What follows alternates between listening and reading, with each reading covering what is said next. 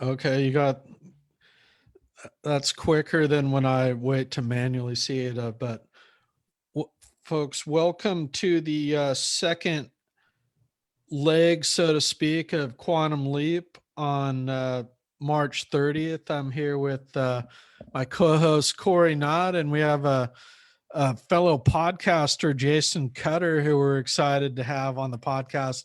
I love that setup, Jason. And how are you today? I am doing great. I'm super excited to chat with you guys. I always love talking podcast, business, Great. whatever comes up, whatever you do. And yeah, my setup has been an evolution, definitely over the past year for sure. Good. We all got some blue on too, so there's kind of a little subconscious connection here between There the we go. three boxes. And I always love Corey's get up there with the take wing and that flannel he has. So, and you were actually brought to my attention by Corey, who said, "Oh, you got to get this guy Jason on. He's a fellow podcaster. You're also a sales coach, or you're a business coach. Could you just tell us a little bit about your story? I know Cory and I already did a check-in, so my co-host Cory, if you let's have Cory introduce himself just in case somebody's catching this second segment here. So, hey everyone, I'm Cory Nod and a visionary business coach with Take Wing Coaching. And another thing that I got coming up is we are launching our Bourbon and Business Smash podcast. So we've recorded, I think, close to 20 episodes so far. Maybe 18 was last week, 19 tonight. So that's all been Facebook Live, and Gail is currently editing that into a podcast, I assume, for one of the platforms, and to make it more available. So, and we'll just continue doing that. We're doing that every week live, usually Tuesdays at 6 p.m. on Facebook. And we just talk about what we're doing with our business, but kind of from the, to help other people see the process of getting business done. So we cover a lot of different topics. And now we're going to start having guests on. So that'll be interesting. Uh, Sweet. yeah, and just real brief, because you mentioned it. I met Jason through. Interestingly enough, I've been attending an event called Networking Hub, which happens once a month and is run by uh, Frank Agent, who runs a networking group called American Spirit, which seems to be pretty common more in the Midwest. And anyway, so I met somebody there who says, "Oh, you've got to talk to Jason." And I know Jason's been there, but we never seem to quite connect on the Networking Hub. But so it was a podcasting coach, I think he does. I don't know. He's all over the place. He seems like he does a number of different things. He says, "Oh yeah, you got to talk to Jason." And Jason's in Napa, so he happened to be close to us, even though the networking event is kind of national. So Jason and I have had a few conversations, see where we have some synergy. And I think what I really was amazed by is that he's completed about 400 podcasts, and yet has only been in business for a couple of years. So he's definitely doing it, and that's always good to see, is that kind of consistency, which we were just talking about in the last segment. But I won't get into that but anyway, consistency is important, and that's one thing he's been doing. Excellent. Yeah. I love the momentum that Jason has and the things that I've seen, his bio and some of the things he's doing. So, Jason, if you don't mind just telling us a bit about your story and some of the things you got going on out there in the virtual sphere, so to speak. Yeah. So let's see, where do I start? Um, like any great sales consultant, coach, author, podcaster, I have a bachelor's degree in marine biology and tagged sharks for years, which is basically prep for all that. Which doesn't actually prepare you for anything. And I found myself drifting through life and ending up in my first sales role at 27 in the mortgage business during the height of the housing boom in 2002, 2003. So I also didn't learn anything there either about sales, because it was just literally order taking, and everyone just wanted to buy a house. Like we joked, you didn't even have to answer the phone very often and you would make six figures just because it was just a hot market. And so I literally learned nothing about sales and persuasion for years until I really shifted gears and got into other careers, and then was in essentially corporations as a sales leader with no training, no background, figuring it out on my own, training others. I realized it wasn't too long ago that I have never received a single day of actual sales training on how to sell, persuade, anything like that as an employee working at a company. I've never worked at a company where they've actually taught me anything. I've always been the one who's supposed to know it all and teach. And so that's been interesting. And then 2 years, a little over 2 years, I've been doing my consulting company, and I have the podcast, and I have my books, and I focus on helping people sell effectively, whether it's teams, companies, or individuals. You know, one of the big things in my book is selling with authentic persuasion. And the tagline is what kind of personifies it the most, which is transform from order taker to quota breaker. And there's a lot of people who fall into sales like I did. They don't want to be that terrible salesperson that we've all experienced, right? The used car sales model. And so they go the other extreme, which is order taker. And then they usually fail because you can't win at sales by just hoping people will hand you cash. And so I really focus on that group. Great. And I use the example of Larry Bird that, I wonder whoever taught Larry Bird how to shoot a jumper, but somebody like Larry Bird, it's hard for him to teach other people because he's such a natural. And I think that, certain people kind of come across as natural, you want sales to be so natural. And I know Cory's talked about this and some of the things that he's done, but it's fascinating that you worked in these sales jobs and they don't teach you about sales. So you probably learned about why all this is the way it is on your own. And I'd love to hear kind of a nutshell perspective on, how to get started selling with authenticity, if you don't mind giving us a little hint about your book here. Yeah, well, and for me, it even started further back. I was a shy, awkward, late blooming, bullied kid, only child, still an only child. That part hasn't changed. The other parts have changed for the most part. And my parents are two analytical parents. My mom, before she retired, was in banking and finance. My dad was just in engineering. They worked their way up at companies. My mom hated salespeople, still hates bad salespeople to this day. And I was raised with a strong disdain for salespeople and also people in general, just because it wasn't a fun childhood with other kids. And so that's why I went in marine biology, was not to deal with people. And what I realized when I got into sales is, like, I really didn't want to be a salesperson. And so really bringing what I do well. And that's where the authenticity piece and the persuasion is. Who are you? What makes you special? What makes you have the strengths that you do, especially when people think, okay, well, there's this natural born salesperson, the person that can sell ice to Eskimos, which every time I hear that, I cringe, because that's not the point of sales. The point of sales is not to sell things to people who don't need what it is that you're trying to get them to buy. It's to help them with a problem, right? Eskimos don't need more ice, right? People in the desert don't need more sand, but that, like, personifies what people think it takes to be successful in any kind of sales role or revenue generating role. And instead, it's you being you. It's bringing a different side, and it might be things that you don't think are the strengths of a salesperson. Like for me, very analytical, all about data, numbers, spreadsheets. And when you take that plus problem solving into a sales role, then it's completely different, because now I'm trying to help you with some data, help you find the right solution, prove that it's the right solution for you, and then, leave you in a better place. And so that's really a big game changer. A lot of people think, if I'm a salesperson, it's this kind of mold, right? It's the Wolf of Wall Street, boiler room. Like, I've got to be this to be good in sales. And I'm like, no, please. A, please don't. The world doesn't need more people like that selling. And B, if that's not who you are, then don't try to be that.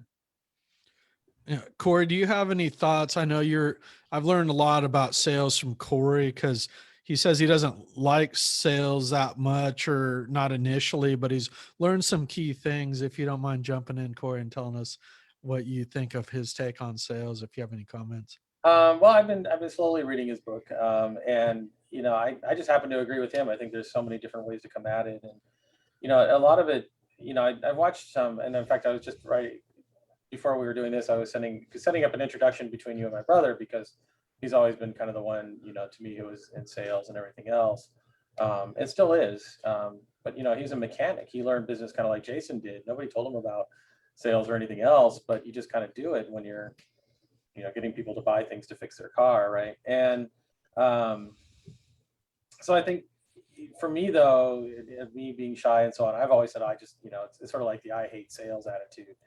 And I think it's where we see really the difference is if we're doing something that we're really passionate about and enjoy, sometimes it doesn't feel like sales. And then sometimes it does, depending on what our mindset says. So when I was doing software development, I never had trouble with sales. People just bought from me because I was, the expert. It was easy. There's nobody else to sell that thing. But as a coach, it's been a little more challenging.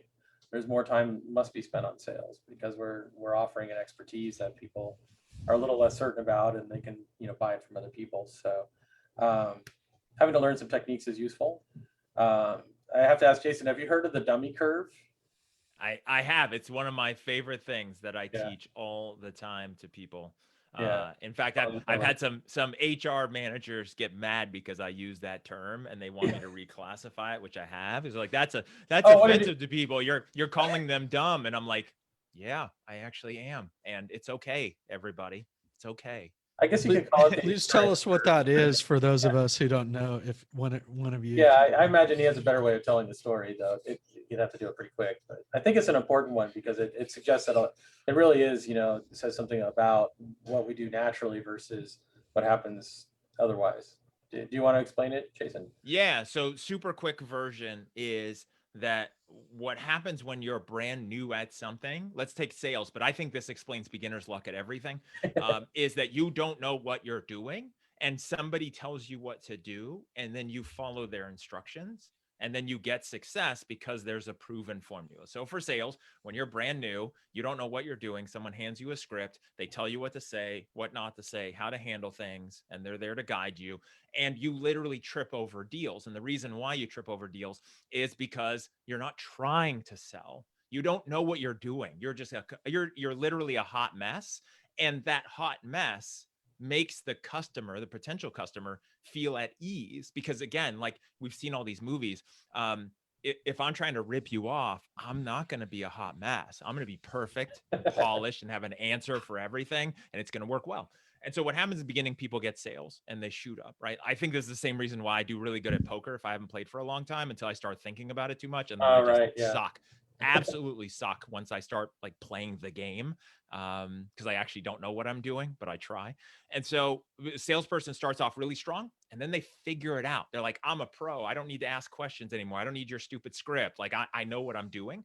And then they plateau and then they usually start to drop because all they do is break all the rules. They talk too much. They don't listen. They don't care about people. It's just like, I'm doing this thing to you. And the dummy curve basically says you want to get back to being that dummy, right? In a sense where it's like, I'm asking questions. I want to know your story. I don't think I have all the answers in the conversation. And it goes back to what people want from somebody who's helping them make a decision instead of that salesperson who just the know-it-all. Yeah. Great. Yeah, we'd love to have you come back at some point and maybe do a presentation on sales. This is all a breath of fresh air, and I love this discussion. But I did want to get to, just before I turn it over to Cory, about podcasts. I've been trying to explain it to family or other business people about why podcasts are so relevant during COVID. And if you just look at the results or what's going on out there in the podcasting space, Obama has one, Michelle Obama has one, even Paris Hilton has a podcast, Hillary Clinton. Why are podcasts so big during COVID? And for somebody who's done well under over 400 podcasts, in particular, we're going to get to, business podcasts, but do you have any thoughts on that, Jason? Yeah, I think one of the biggest things that's a benefit to podcasts as a listener and on the other end of the experience is that it's a great thing to do and take in information and learn or just experience things while multitasking, right? So right now in COVID times, I listen to all my podcasts while I'm walking because I'm not traveling anywhere. I'm not driving anywhere other than recently when I went on a trip. Literally, I just don't really go many places like everyone else. And so I listen while I'm walking and I can do that. Videos are great, but I shouldn't watch a video while walking or driving or, cleaning the house. Like, I should be doing those other things and paying attention. And so I think it lends itself really well to the consumption of when people want it, at whenever they're ready for it, in batches. Like, I'll save up a whole bunch and listen to them really quick at a high rate of speed. And I think that's it. And what's interesting is before I started mine, I was like, why does the world need another sales podcast? I mean, there's probably 600,000 sales podcasts is what it feels like. I was like, why does the world need another one? And then I heard somebody else say this on their first podcast, that everyone has a different voice. Everyone likes a different thing. Everyone resonates a different way with different people. And, it's a great way to get your message out there. You can repurpose it like crazy into other things. So yeah, it's interesting. In the beginning of COVID, I saw a dip in most people's listening because everyone's kind of not going anywhere and in shock. And then people kind of get into routines and figure out ways to consume just like they normally would. Yeah. Yeah. I was just hearing there's something like there's 800,000 active podcasts. So the number seems to jump between 400 and 800. And there's 90 million active listeners a month. And if you think about it, that's just a tiny percentage of, the overall population and the world population. So it depends on how big your audience is, but it just has something to say about where the growth is. Yeah. And I think it's, it's podcasts, it's YouTube, all of those things. I think, okay, why more YouTube videos and put any content out there? And then I think of myself as a consumer on YouTube because I don't have cable, and I'll watch, 8 or 10 videos in one sitting of different things and tear through them. It's like, okay, and you think of everyone doing that and everyone consuming. It's, when you find that tribe and resonate that message, that's one of the values of podcasts. Yeah, and I'll just have one comment before I turn it over to Cory. Is we don't all have to be David Letterman or Johnny Carson, and where half of America's watching. It's really as business owners, we just need to speak to our ideal client and those people who appreciate our voice. And if you do that well, that might only be maybe 100 people if you're or whatever it is, and that can make it a success. You don't have to kind of tip the rating scale over NBC to win an Emmy or whatever to meet success as a podcaster.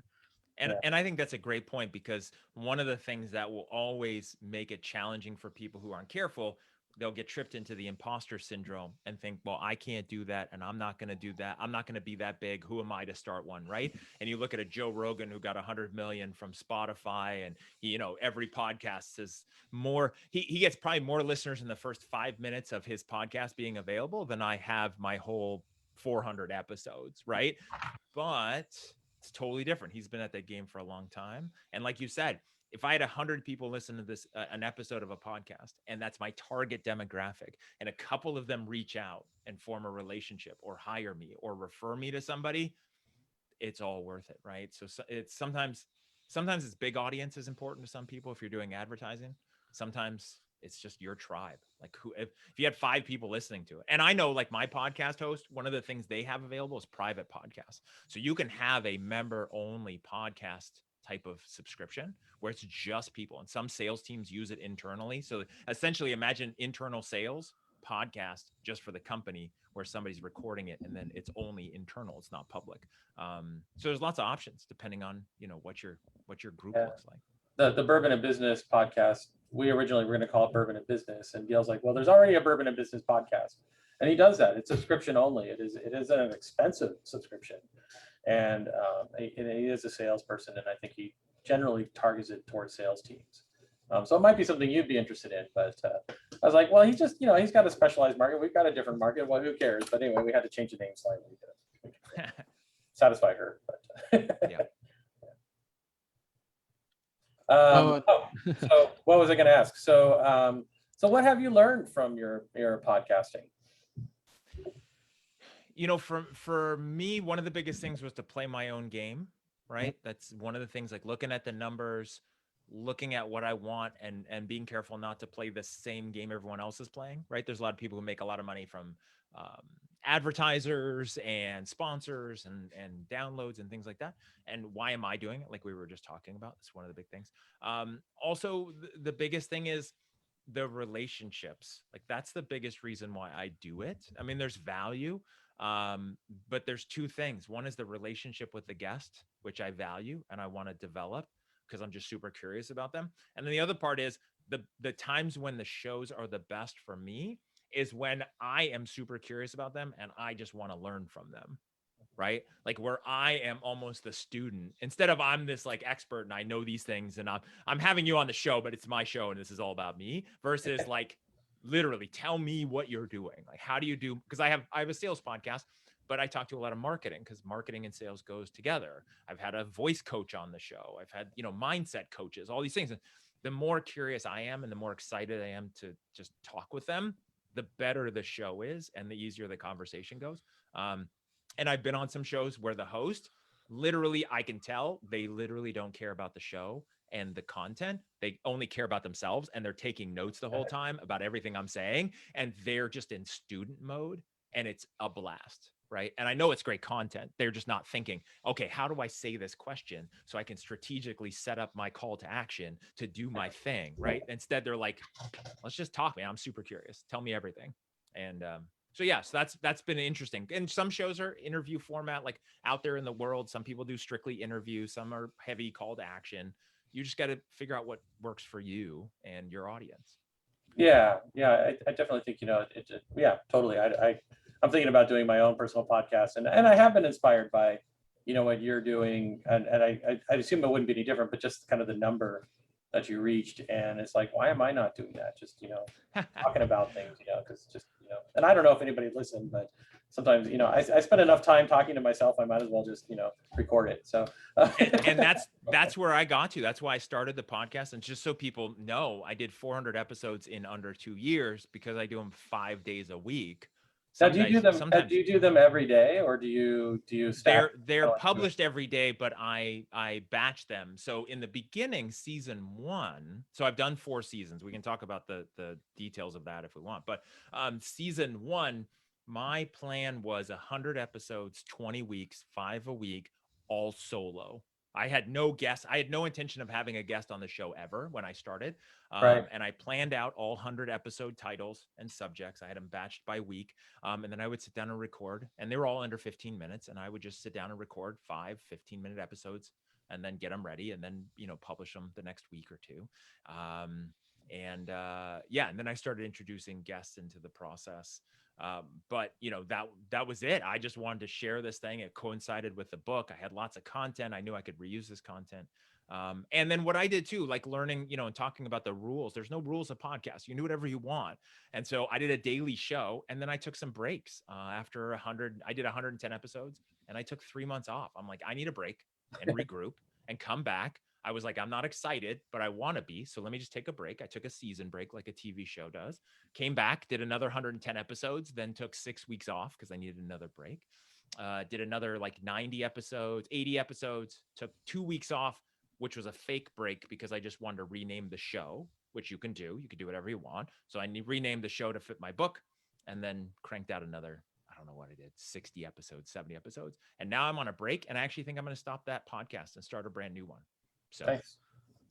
Yeah, great to hear. And I do want to just say that watching your podcast, I just felt like this guy gets it, and seeing how you were with the guests, that it was so it's great to hear a little bit of behind the scenes. And Cory and I are still learning as well, so we're actually love taking the breaks too, and I like that idea of breaking it into different seasons. So Cory and I were talking about different themes, so we're interested in continuing to evolve the podcast. And my kind of feel like my role is a little different, than I see that so much potential in what Cory knows, that I've learned so much from Cory. So I facilitate the knowledge that he knows. And we also have presenters on our podcast as well. So I think so much about being a great host is finding out the unique thing that person has to share with the world that they know better than almost anybody else, or their voice, and then getting them to say that, so to speak.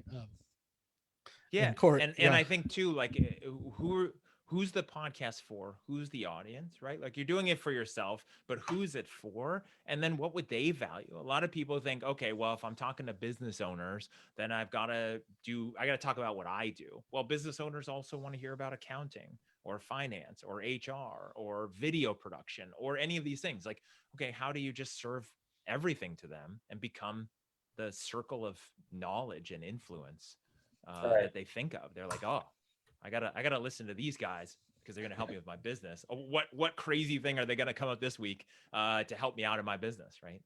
Right. Very cool. Go ahead. I know we're probably running out of time, but as a sales coach, we always like to ask, who is your ideal client? So, because as a sales coach, everybody's like, and I think people hear that and they're like, okay, I could use a sales coach or somebody to help me with sales. So, who's your ideal client? And then, who's the ideal audience for your book?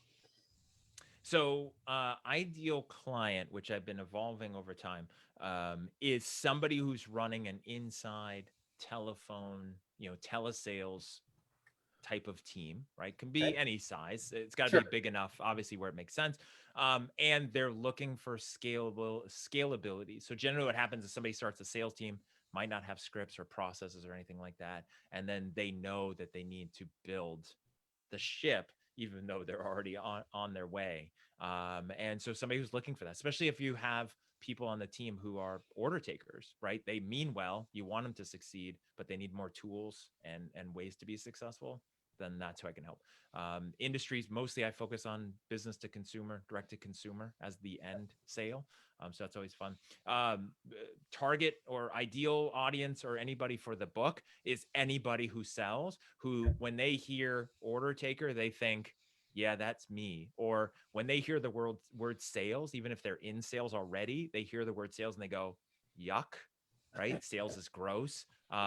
If you're embarrassed by telling somebody that you're a salesperson, then please get the book, because that's who it's for. Because there's power in what you could be doing and shifting the way sales is done, because everyone thinks sales is gross because of the bad people. And so if you want to be successful in sales and you just don't know how, and you don't want to have to cross that dirty line into manipulation, that's who the book is for. Thank you. Yeah, and the book's called Selling with Authentic Persuasion. I'd love to pick up a copy of that. Corey's reading it right now. So Jason will send you one. I'll set you up. Yeah, beautiful. This was such a great podcast to hear your perspective. It's great to talk to somebody who's in the industry, who's done a lot more episodes than we have. And, so we can kind of see where we're going from here, so to speak. And Corey, do you have any closing comments? I know we're just about at time, but thank you for being with us today, Jason. Appreciate it. Yeah, thanks for having me, guys. Anytime you want to talk about podcast, sales, business, life, whatever, just let me know. I'll be back. And if ever you'd like you need a guest on your podcast, I'm going to sell myself. I'd love to be on here. So. There we go. That's fair. Perfect. I'll put the links to some of your work and groups and interests, and also your consulting practice as well in the comments. And thanks everyone for joining Cory and I. And Jason. One other thing out there is you can follow Jason on LinkedIn. He does post his podcast there as well. So I know you can find podcasts on a lot of things, but follow him on LinkedIn because there's more to it. Perfect. Yeah, do follow his podcast. That's a great place to start. So thanks everyone for joining us. We're signing off.